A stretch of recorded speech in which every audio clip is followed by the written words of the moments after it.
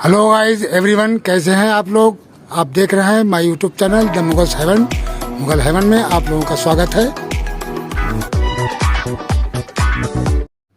Cypress vine ये एक बहुत ही सुंदर वाइन है और इसको कई नामों से पुकारा जाता है कि जैसे साइप्रस वाइन को स्टार वाइन भी कहते हैं और इसको गांव देहातों में इसको बर्रैया कहते हैं।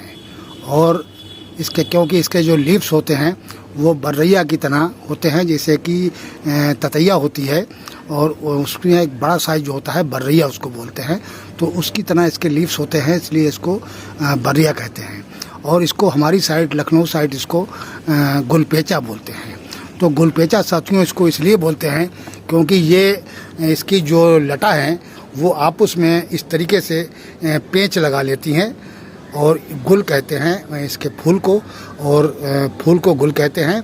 और ये पेंच लगा के चलती है इस तरीके से, इसको पूरा नाम इसका गुलपेचा इसको लोग लखनऊ साइड में ज़्यादातर कहा जाता है और पूरी यूपी में ज़्यादातर ये गुलपेचा ही कहा जाता है। और इसका जो वैसे नाम है इंग्लिश वो इसको साइप्रस वाइन बोलते हैं। तो साथियों ये 3 कलर में आती है, एक तो इसका कलर रेड है और दूसरा वाइट है और तीसरा गुलाबी रंग। ये 3 कलर में आती है। बहुत ही सुंदर इसके फूल होते हैं और इसके फूल जो हैं वो स्टार की तरह ऊपर को जाके पतली सी डंडी के अंदर ये फूल छोटा सा खिलता है और ऊपर स्टार की तरह इसका लुक होता है ऊपर से, तो इसलिए इसको स्टार वाइन भी कहा जाता है। और ये रेड कलर जो है इसका बहुत ही सुंदर लगता है, यानी 2 कलर और भी हैं इसमें, वाइट और गुलाबी, लेकिन उसके बावजूद ये रेड कलर में बहुत ही खूबसूरत लगता है। और ये वाइन इस तरीके की वाइन है कि ये इतनी घनी हो जाती है और इसमें इतना ज़्यादा फूल आता है कि कोई तादाद ही नहीं है। बहुत ही सुंदर वाइन है और बहुत ही खूबसूरत फूल है इसका। जब इसके ग्रीन पत्तों के अंदर जो रेड रंग के फूल आते हैं तो देखते ही बनते हैं, बहुत ही खूबसूरत लगते हैं ये। तो साथियों ये नर्सरी में बहुत कम दिखाई देती है और ये ज़्यादातर लोग एक दूसरे को इसके सीड गिफ्ट करते हैं, तो उसके ज़रिए ये फैलती रहती है। और एक मर्तबा आपके यहाँ हो गई है तो बरसों बरस ये उगती रहती है। और इसका सीज़न जो है वो रेनी सीज़न है। रेनी सीज़न में ये अपने आप उग जाती है और इसके सीड जो है वो गिर जाते हैं, इधर उधर पोटों में जमते रहते हैं और आप इसको कलेक्ट करके भी रख सकते हैं। और ये अपने आप ही इतने ज़्यादा सीड इसमें निकलते हैं क्योंकि इसका जो हर फूल है वो सीड उसका बनता है, यानी कोई सा फूल ऐसा नहीं है कि जिसका सीड ना बने। और एक सीड पोट के अंदर 3 सीड निकलते हैं। तो ये अगर बहुत ज़्यादा घनी आपके गार्डन में हो गई है और बहुत अच्छे गमले में ये लगी हुई है 10-12 इंच के गमले में, तो इतनी ज़्यादा हो जाती है क्योंकि किसी किसी प्लांट के अंदर 250 ग्राम या आधा किलो तक इसके सीड निकल जाते हैं।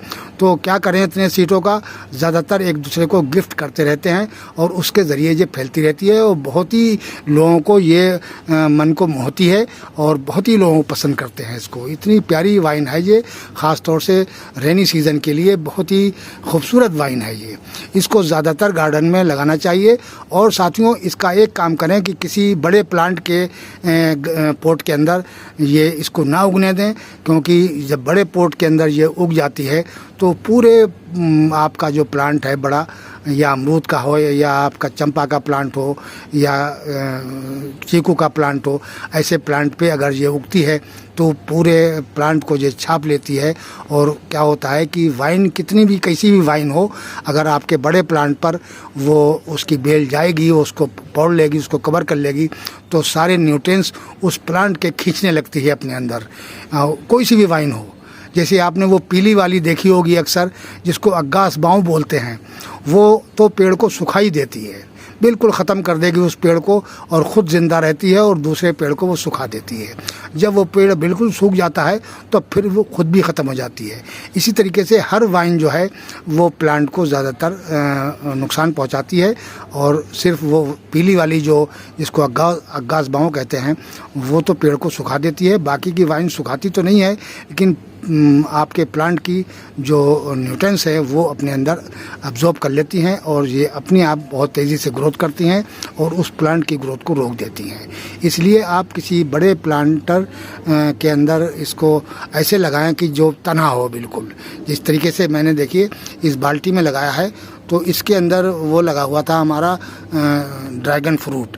तो ड्रैगन फ्रूट जो था वो मई जून में हम यहाँ थे नहीं, उस पीरियड में वो सूख गया। तो मैंने आते ही उसको सूखे हुए को सारा काट दिया, तो ये नीचे से ग्रोथ लेने लगा है। अब ये छोटे छोटे अभी इसके वो निकले हैं। जब तक ये बड़े होंगे तब तक हमारी ये वाइन जो है ये बहुत अच्छी फ्लोरिंग करके और ख़त्म भी हो जाएगी। दरअसल ये 4 महीने रहती है। सर्दियों में जाके ये दिसंबर और जनवरी में जाके ये ख़त्म होगी और जब तक ये बहुत अच्छे फूल देगी। इस टाइम तो अभी इसमें फूल नहीं आए हैं, बस इसके अंदर वर्ड्स आने शुरू हुए हैं और कुछ दिन में 8-10 दिन में इसके अंदर फूल आने लगेंगे और भर भर के फूल इतने आते हैं कि पूरे गार्डन को ये बहुत ही खूबसूरत बना देती है वाइन।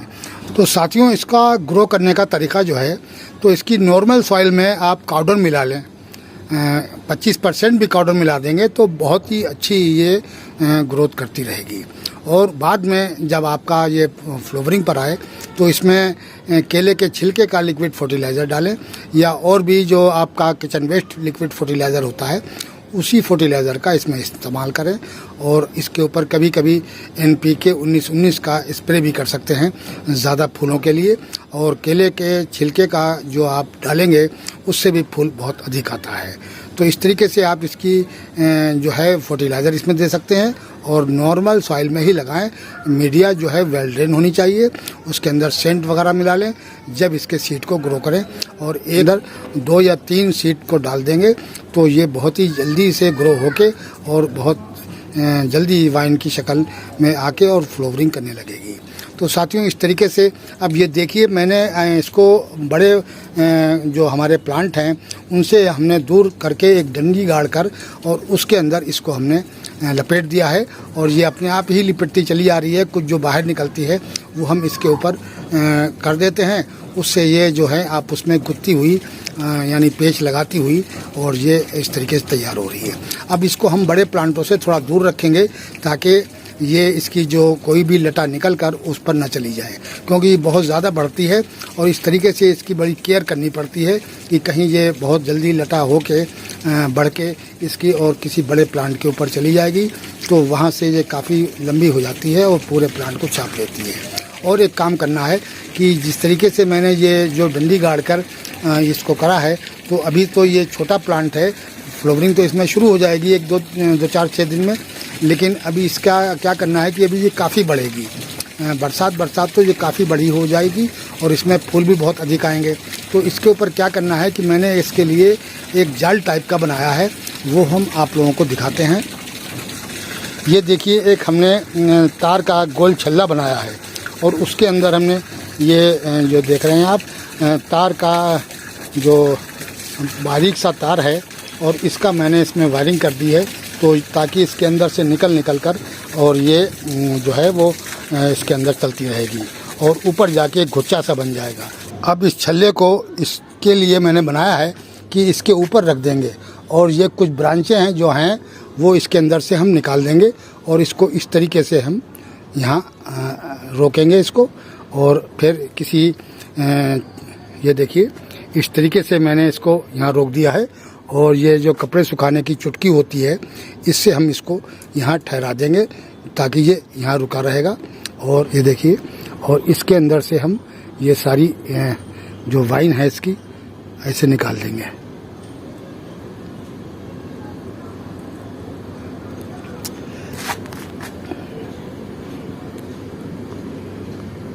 इस तरीके से अब ये जो लटाएं पकड़ लेंगी तो ये सारे इसको चारों साइड इसको फैला देंगी और ये बिल्कुल एक प्लांट की तरह लगने लगेगा। तो यहाँ सारा ये इस तरीके से रुका रहेगा और जितना इसमें लिपटता रहेगा सारा ये जो तार है इसके अंदर भी सारा लिपटेगा तो ये एक प्लांट की तरह लगेगा, बहुत ही सुंदर लगेगा। भाई ये इस तरीके से ग्रो करें आप। जो जहाँ तहाँ प्लांटों में जमते रहते हैं ये तो उनको हमें निकालना पड़ता है और वो दिखाते हैं आपको कितनी जगह ये जम रहा है और कई प्लांटों में ये जम रहा है। ये देखिए इसके अंदर निकल ही आया है और इधर से होता हुआ ये अब अमरूद की तरफ को इसकी वाइन जा रही है। और ये इसका जो छोटा सीड ग्रो हुआ है ये इस तरीके से ग्रो होता है और ये काफ़ी प्लांटों के अंदर इस तरीके से ग्रो होते रहते हैं। तो इसके सीड गिर जाते हैं और वो जमते रहते हैं। ये देखिए यहाँ भी एक ग्रो हुआ है और ये इसमें से हमें निकालना पड़ेगा। ये सारे में फैलता हुआ ये देखिए बड़े प्लांटों की तरफ को जा रही है और ये अपनी जगह खुद ढूंढ लेते हैं किसी बड़े प्लांट के अंदर जाके और ये लिपट जाते हैं और वहाँ जाके ये करने लगते हैं कि पूरे प्लांट को छाप लेते हैं। तो साथियों इस तरीके से अपनी वाइन को आप प्लांट की शक्ल बना सकते हैं, उसको दूर रख के भी आप पौधा बना सकते हैं इसका। और ये इसमें जाके जब ये फ्लावरिंग करेगा तो बहुत ही सुंदर लगेगा, काफ़ी बेहतरीन प्लांट लगेगा। ये हमने कम से कम 3 फीट तक इसको हमने ले जाके डंडे के ऊपर और ये जाल बनाया है और इस जाल में जब ये लिपट जाएगा तो बिल्कुल प्लांट की शक्ल अख्तियार करेगा। तो साथियों वीडियो कैसा लगा? आज के वीडियो में इतना ही। मिलते हैं अगले वीडियो में नए टॉपिक और नए कंटेंट के साथ। अगर हमारा वीडियो अच्छा लगे तो लाइक कीजिए, शेयर कीजिए और सब्सक्राइब कीजिए। शुक्रिया, धन्यवाद।